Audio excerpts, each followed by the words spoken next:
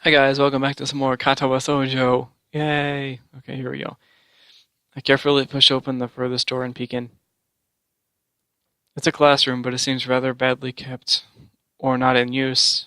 Am I in the right place? Desks and chairs are all around the room, a thin layer of dust settled on them. There are some easels in the corner, so at least this looks like the right place. The room is flushed in sunlight from the big window shadows creeping all over the desk. Specks of dust are dancing in the stagnant air, making the beams of light almost visible. Jokingly, I call into the empty room. Anybody, huh? Something catches my eye and I stop mid-sentence. Sitting on a desk is a short-haired girl, curiously wearing a boy's uniform, with a fork between her toes, a morsel of food stuck firmly on the end. This odd way of dining seems to be caused by her apparent lack of hands, but her presence here is what takes me aback even more. How did I miss her before? She's sitting in a corner, very still, but I still somehow took her as part of the furnishing or a statue at first glance. I'm not being too observant today, as a whole. The girl seems to be frozen in place, staring at me with her huge eyes like a rabbit in headlights. She's staring at me, her mouth wide open, ready to accept the fork. I'm staring at her mouth wide open, suddenly remembering I didn't finish my sentence, and trying to think if I should. This weird stalemate keeps us both stunned into silence, punctuated only by the wall clock ticking rhythmically. Hello! The girl stuffs the fork full in her mouth, and is now staring at me expectantly while chewing. This is a bit awkward. Hello, I was told to pick up some supplies from here. For some festival stalls. I don't know. I didn't think there would be someone here. I don't know what to do for her voice. There isn't. That's why I came here too. That's what I'm gonna do. She picks up another fork. Doesn't that mean you're here then? She raises her eyebrow as if she was suspecting my observation was false. You are pretty observant. I guess it does. But who are you? This girl is pretty straightforward, isn't she? I'm Nakai Hisao. I'm Nakai. Hisao Nakai. I just transferred in on Monday. I'm Rin. Tezuko Rin. Rin Tezuko. I won't be shaking hands with you, but at least we know who we are now. That's very nice. Her deadpan manner of talking makes it hard to determine whether she's joking about shaking hands or not. It kind of bothers me. Joking about these matters doesn't feel appropriate at all. While I'm trying to figure out what's appropriate and whether this girl is, she seems to have lost interest in me and now gazing yearningly back at her food. Can I continue my lunch? If you don't mind, I won't mind you. If you need to get your stuff, the supplies are at the back. Go right ahead, but lunch? School's already over for the day. What word would you use then? This is no word for a meal you eat after lunch, but before dinner, right? It bothers me very much too, but I don't really know what I should say. I think you are supposed to eat a meal between lunch and dinner to begin with. But I'm hungry now, and my delicious boxed lunch would go to waste otherwise. I have curry. It's very delicious. With much decisiveness, Rin once again picks up the fork between her toes, and with at least as much impoliteness, she points it straight at me. So, Nakai, what brings you to this place? Like I said, I was told to look for these things. No, the school. From outside you look fine. Is the problem inside? I come to a full stop, opening my mouth but not getting a word out. I can guess. I'm good at guessing. Better than most people. Rin cuts me out before I can answer her question, or skirt around it somehow. I don't know which I would have done. I froze in front of the issue again. I haven't even told anyone here about my condition, or maybe it's only because it hasn't really come up. I do get the feeling that not making issues out of this part of the social code here, as the teacher said. Wait, I do not get the feeling that not making issues out of this part of the social code here, I don't understand that. Oh, excuse me, okay. I wonder if the people here could relate. Probably not in stupid space. Arrgh. Okay. I can't relate to Shizune's circumstances, or Lily's either. Naturally, while I go through this in my head, Rin keeps considering what my condition could be with an overtly contemplating look on her face.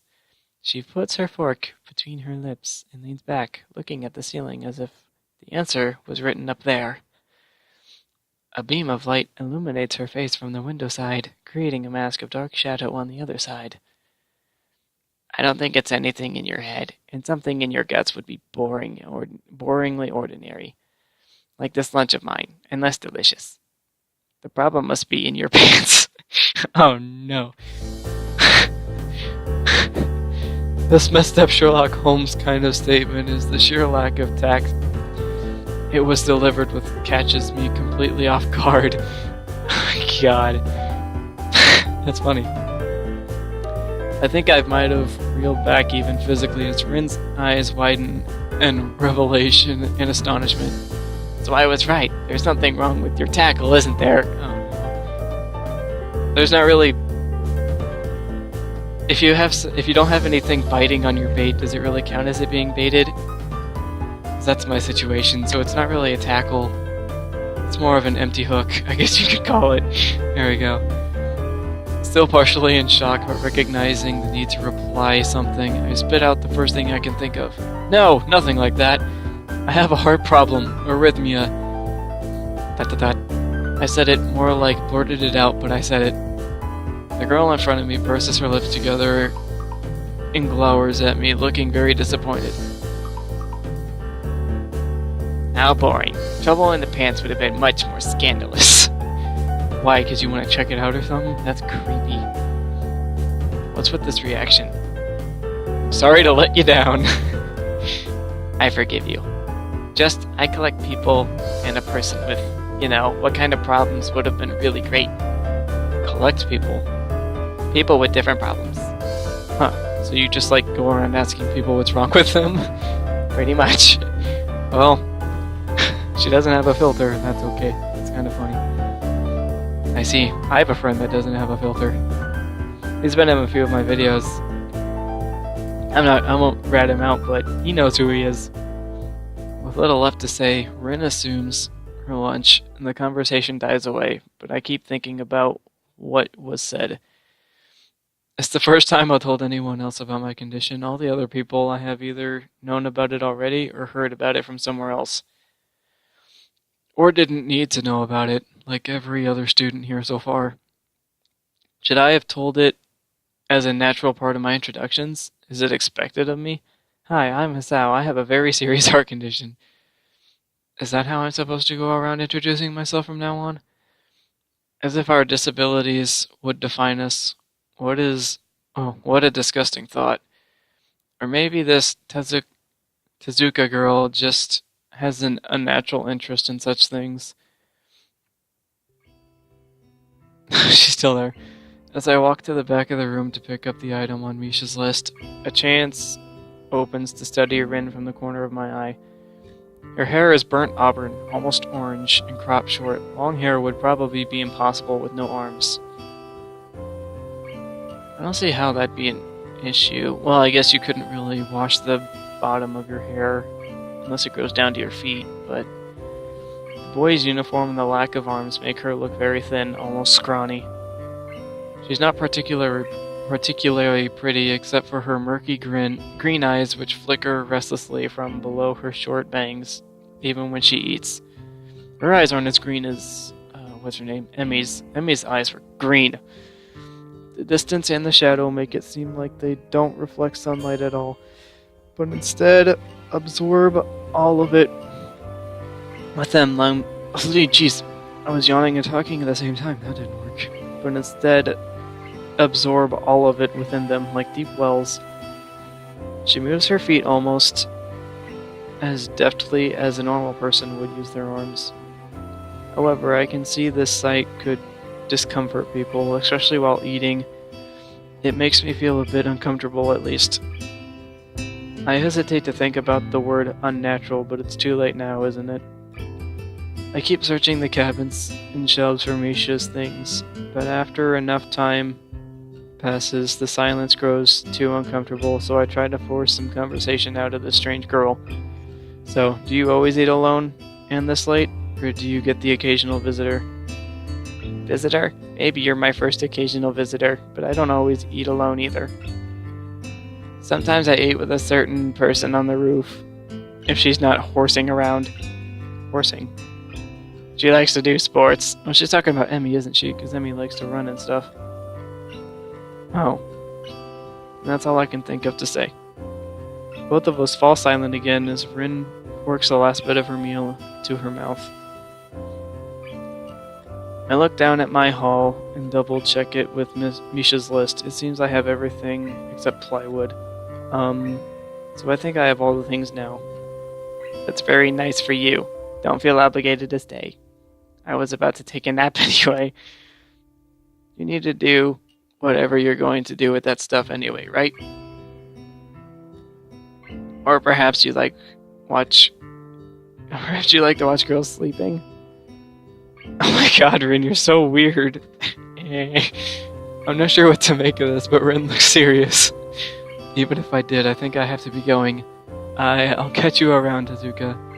You can call me Rin. I feel that our relationship is at this point good enough to warrant this much. I was already turning to make my exit, but she draws me back in. Fine then, I'm Hisao. Then you are. Rin looks at me hard in the eyes, but that intimidating feeling you get when someone stares at you isn't there. It's like she's actually not looking at me at all. She blinked a couple of times, and I can't figure out why a pause like this just popped between us out of nowhere. See you later, Hisao. There is something like a tiny smile on her face, maybe. I quietly back out of the room, and I shut the door in front of my face. I whispered to myself, what an intriguing person. From inside I hear a muffled da-da-da. Something, I don't know. I heard that. Okay, hi Misha. What did she hear? I jump at the sudden appearance of Misha, who I had not heard approach, despite the completely empty hallway. Somehow she had gotten to jumping distance of me without making a sound. Creepy, it briefly reminds me of Kenji's nutty theory about a global feminist conspiracy, the feminist agenda. Kenji and his feminist agenda theory.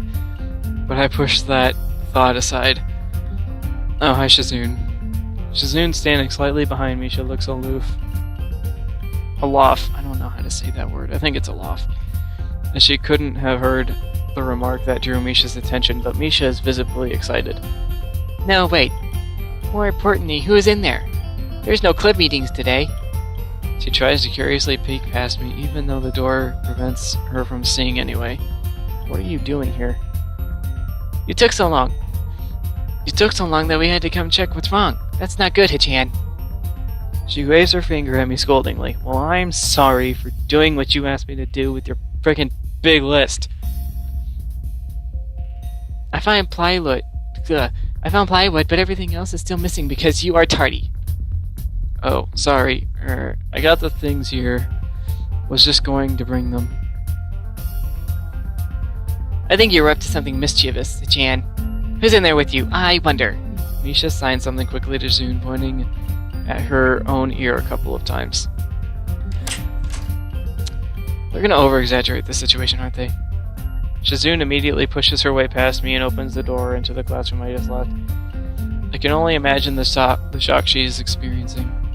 With Shizune's diligence and attitude, the insolence of daring to deface school property by sleeping on top of it must be too much to bear.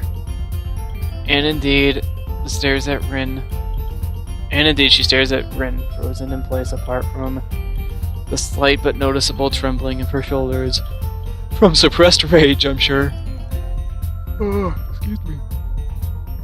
Instead of blowing up, Shizune takes a few deep breaths, adjusts her glasses, and slams the door shut, turning to sign furiously at Misha. Hi. Maybe she did blow up, but I can't understand it. She shoots a very loaded stare at me, as if it was somehow my fault that Rin is sleeping on top of one of the tables. I hope she's not getting any funny ideas about the reason of my tardiness. They're gonna dramatize it. Hello?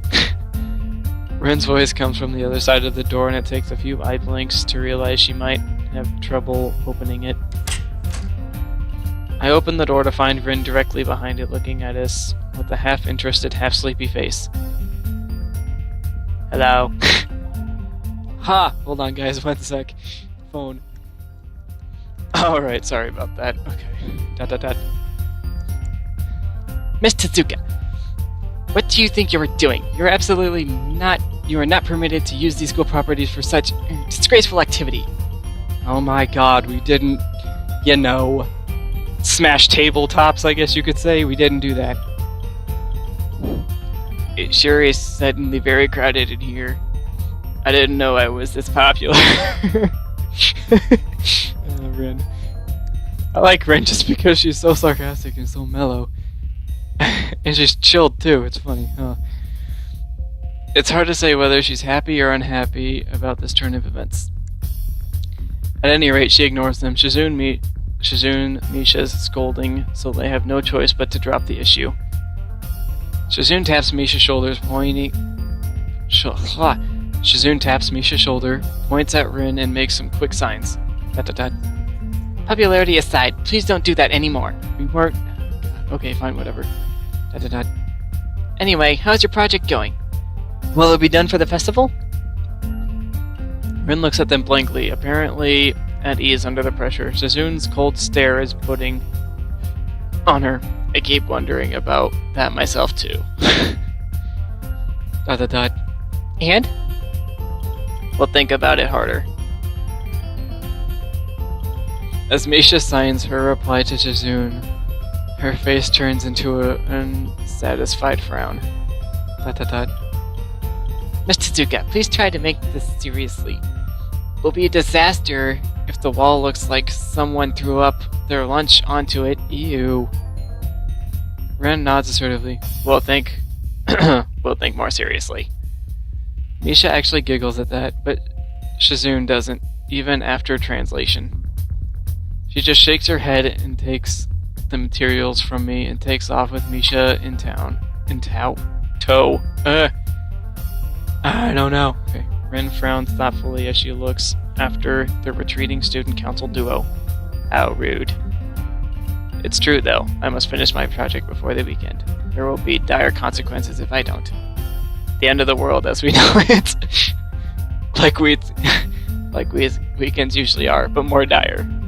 Much more dire. Oh my god. Maybe I'll postpone my nap to unforeseen future. Bye, Rin. I'm about to ask what project she has and what are these apocalyptic consequences, but she walks back into the art classroom. Since you have nothing to do, would you give me a hand? This paint can doesn't fit into my bag, but I need it. She kicks lightly a huge can of paint that is lying on the floor next to the table she was sitting and sleeping on. It lets out a dull clang. Being the gentleman I am, I naturally pick it up. Heavy. Yeah, sure. Where do you need it to be taken? Some away. That's helpful. And with that, she takes off to the hallway. Me and the paint can follow since there is little choice for either of us. The hallway is quiet and empty now, with Shizune and Misha gone. So we two leave towards the stairwell at the other end. Every 10 or 15 or 20 steps, I have to change the can from one hand to the other because the thin handle cuts into my palm.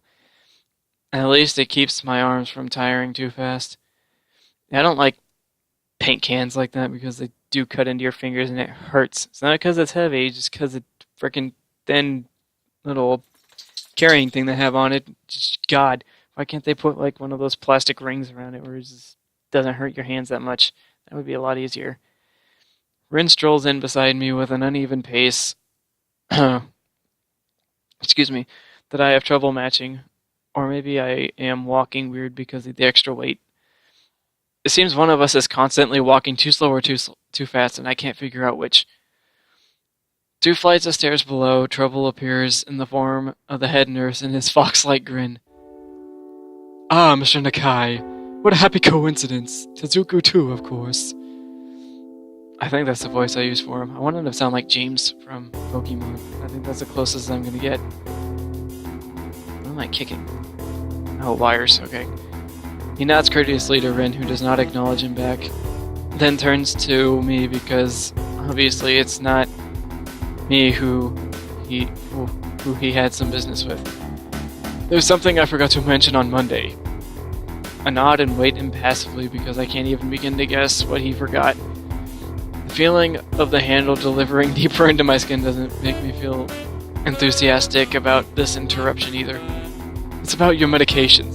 Since you haven't been that long on your current medications, there might be some unexpected side effects, which might require adjusting dosages or even changing to another kind of medication. So, we will do a few tests regularly, but what I'd want is for you to keep an eye on everything in your condition that feels off, if you get what I mean. Nausea, headaches, anything. And come see me if something happens. Alright. So how are you? Everything's fine? I give up and drop the can to the floor before answering him. Apparently this takes longer than my biceps can handle. I'm about to say something generic as an answer, but then I realize how often I've done that lately. Other people have asked me that too, teachers and students here, my parents, visitors, nurse, doctors at the hospital. Everyone seems to be concerned about that. It's natural for a hospital, not so much for a school. Except this school. This is a small school, and both the student base and the faculty seem to be very tightly knit. At least that's the feeling I'm getting. And this is not the kind of school that gets transfer students too often. The thought sends shivers up my spine, but I give a generic answer anyways. ... What do you even say? Nothing? Okay. That's great. Also, one other thing. My sources tell me that you've been neither at the school track nor the pool, so I'd like to know if you've taken up exercising as I asked. Of course I haven't, but this way of inquiring gives me the feeling that I should have been running my ass off on the track since the very first day. You have people spying on me? Not as much. I just happen to know a few people. But that's not the issue here, so don't try to slip out of it. Apparently Misha thought I slipped out of Rin, but that didn't happen. Well, I was actually just doing some improvised weightlifting as an exercise. I picked up and lifted the can up and down a few times, like some sad imitation of a bodybuilder, even though it's weighing down on my arms painfully. The stupid grin disappears from his face for a second, then comes back like it was never gone. Tezuko, would you give us a second? The nurse grabs me by the shoulder without waiting for Rin's permission, which he didn't need in the first place, and drags me aside. When I told you to exercise, I wasn't joking. I understand that you are still in your first week and all, but please don't ignore the importance of this. The reason I'm coming down this hard on you is that habits are not easy to form. The more you slip and postpone, the harder it'll be. It's the same with everything, like dieting. Can you promise me you'll be more serious with this from now on? Yes. Yeah, I promise. Definitely. He studies me for a moment, then shrugs, smiling again. Okay, that's more like it. If you go to the school track tomorrow morning, you'll meet my spy, who probably has no qualms offering consultation to you if you want to jog a bit. consultation. See you around! He leaves with a wave of his hand and no answer, and I walk to Rin, who has been waiting idly, leaning against the hallway wall and staring at the pale lighting fixtures in the ceiling. Even when I approach, she doesn't move her eyes off them. Are you getting medications for your heart thingy? Were you listening? It comes out more accusatory than intended, accidentally lashing out on her. But even so, I didn't really want to start talking about it. I just met her. I don't know her. It's not her business. The nurse seems to be happily ignorant about confidentiality, too, talking about that kind of thing in public. But it's not Rin's fault, is it? I look up at her, suddenly feeling a bit guilty, but Rin is just staring past my shoulder quizzically, her head tilted like a bird's. Sigh.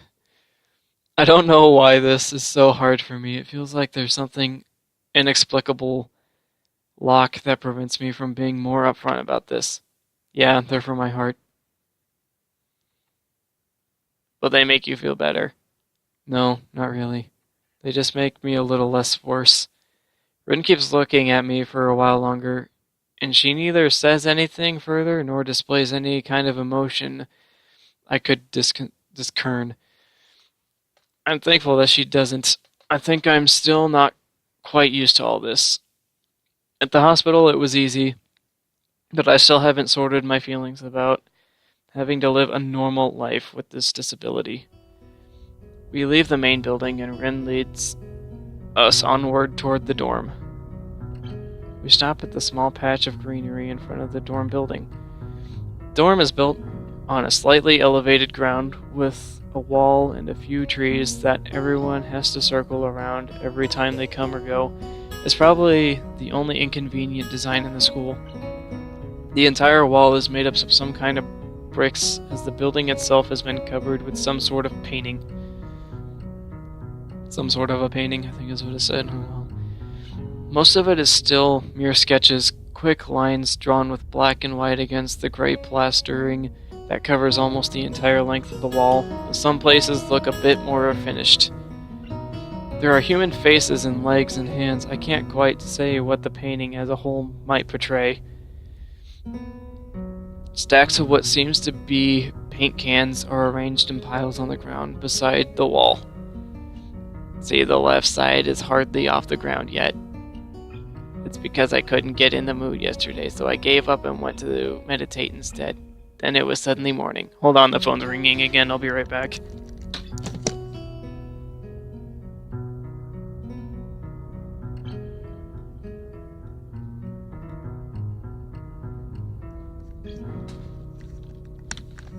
Okay, never mind. It wasn't important. I have to work on it. But the guys from the art classes are helping me with negative spaces and base surface whenever which is a problem. It's easier to paint big areas if there are a lot of people with hands. The reach is better, and it's faster too. She goes on a tangent of tangent. She goes on a tangent of a tangent, waving a little with her arm or whatever of it there actually is, to demonstrate, even though I got the point already. The white cotton of her sleeves flaps around and makes me think it could look sadder than it does.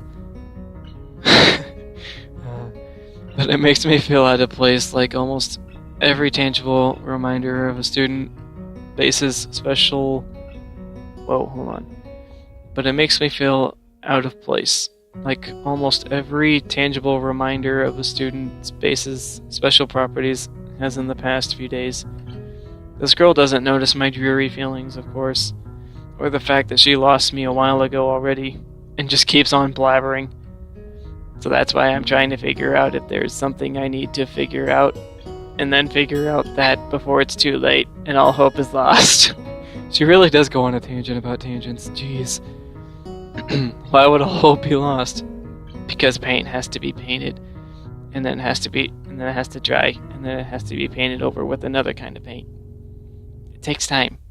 She finally stops, apparently thinking she made some kind of statement that makes sense.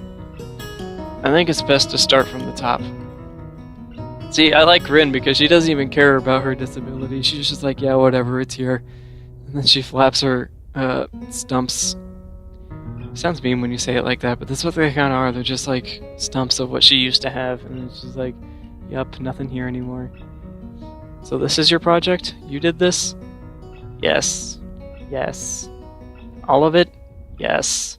Nice, but I stumble with my words, suddenly feeling like I've walked straight into the minefield of political incorrectness.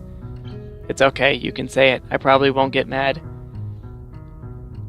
I blush really hard. I don't really know what would be the right thing to say, if any. It feels that I'm way more sensitive than Rin is, though. This is really awkward. Don't you want to ask? How do you paint without hands? She uses her feet, dude. See, I'm an easy person to talk to, right? With my feet. I almost guessed that already, but isn't that too hard to do? Not if you're good at it. You're good at guessing, anyway. I don't think it is, but maybe I'm used to it by now. I was gonna say, if you've been without your hands for a while, using your feet shouldn't be too much of an issue. It should be like second nature, almost. Ren's so nice, and she's so sarcastic and funny and weird. I don't know. Ren kind of reminds me of one of my friends that I have. They're like, I don't know, they're not really shy. They're just like really nice, and they don't. It's not like they don't have a filter about what they say, but like you just like whatever you say to them, it just brushes off of them. I can't get my I can't get my mind around the fact. Okay, I can't get my mind around the fact that she could be an artist. But seeing how adept she was using her feet to eat, I figured painting might not be a problem either. Neither of us has anything more to add to the subject. The afternoon light works pretty well. I was afraid it would look too flat, but it's not like that after all. I think it's actually pretty interesting. I wanted to see what it would look like in dim light. Do you think it's flat? Well, painting tends to be flat. God dang it, Hisao. Not like that flat, you know, flat. Like some people are. No substance, no meat. Where there should be some. I know a few girls who are okay, I get it. But I couldn't really tell. I'm not that good with art. I can't name many artists or artistic terms. The only artists I really know of are Pablo Picasso, Bob Ross, Michelangelo, Donatello, Leonardo, Raphael. Phone going off. I already said Picasso. God, who are some of the other ones? Eric Carle was like my favorite childhood story. Like child story maker, like The Hungry Caterpillar, stuff like that. I don't know. I knew some other artists, but now they slipped my mind. I don't know why. Oh well. So I don't really have anything to say. Rin shrugs her shoulders at that, saying, "Suit yourself," without saying it, and looks up at the sky as if trying to look for something up there. I didn't think I'd get any actual work done, but if you give me a hand with the paints, I could do a little more before it gets too dark. I wanted to go get a halogen lamp, like the ones they used at the sports track, but there aren't any. Rin sure is quick to recruit my help, as was Shizune. It really makes me feel that the festival is such a big project and that every pair of hands is needed. Why not? I'm not really sure if I can be of any help, though. It's just mixing some paints. You can do that, probably. Do you have motor control problems? You know, like those people who have some? Is that like, is she implying like Tourette's and something like that? Oh, cerebral palsy. Okay, cerebral palsy, maybe. Not that I know of. I get it. Heart thingy has nothing to do with that. She gives me a sly look for no reason. No, it doesn't. I can't tell if she's like trying to be flirtatious with him or if she's just that kind. It's probably both. Considering she said I have a problem with inside my pants. Let's do it then. She sits on an empty wooden box and very naturally picks up a wide brush between the toes of her bare right foot. I open a few of the cans and pour some of the contents into shallow bowls for mixing. The thick paints flow lazily from the can to the bowl, like syrup. I mix them, creating funny, hypnotic-looking swirl patterns that melt quickly into each other to form a new monotone hue. Rin sets to work, every now and then asking me for a hand with something or the other. Finding different brushes is easy enough, but mixing the paint to be the exact tone this girl is apparently seeing in her head is a frustrating ordeal. She wants precision down to the last milliliter before she is satisfied, but her instructions are obscure at best. Add half a splash of green. I crouch down to pick up the can of bright green. The other green. This is green. I carefully pour some of the other green paint into the mixing bowl. No, that's almost a whole splash. More white. Is green a good color to add? No idea. You're the artist here. A hint of smile appears on the corner of her mouth. Do you lack an opinion? No, it's just that I have no idea. It's okay, because you got an idea. Add more white. Oh, she got an idea. Okay. Because I just got an idea. Add more white. With this exclamation, I pour a minuscule amount of white into the bowl and mix it. It looks slightly whiter. Really? Really, Hisao? It looks slightly whiter after dipping a little bit of white in it. I had no idea that was going to happen. I thought maybe it'd be darker, or maybe more red colored, or possibly purple. I didn't know. But now I know. Thanks for enlightening me. Good Lord, Hisao. That's not good.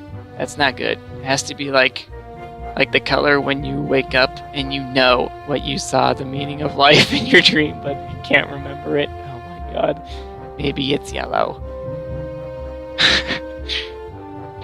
Despite the impossibility of mixing a color like the change of seasons or any other nonsense that's being imposed on me, I find myself enjoying it more than I thought I would. Seeing a painting being born on the plastered wall feels like magic. What? It's not even there anymore, but it was there a second ago. I don't understand. Okay. I spend the moments I have between mixing paints crouching down on the paving and just looking at her work. It feels slightly intrusive at first, like breaking some imaginary intimacy, but Rin doesn't seem to mind the least bit. Maybe it's just in my head. Her entire presence emits a completely different air as she patiently works on the details, adding layers of paint on top of the other layers of paint, steadily moving her foot across the wall to add new shapes. When I manage to produce a passable mixture of paint, the rare smile on her face is oddly rewarding. Apart from the few words when discussing paint mixes, neither of us says a word for the longest time. And even though short discussions soon evolve into a shorthand, both of us developing and using weird impromptu code words for various paint and hues, as if there was some need to conserve words and breath and sound. Now there's the colors. Okay. We stay late into the evening until it becomes too dark to paint properly.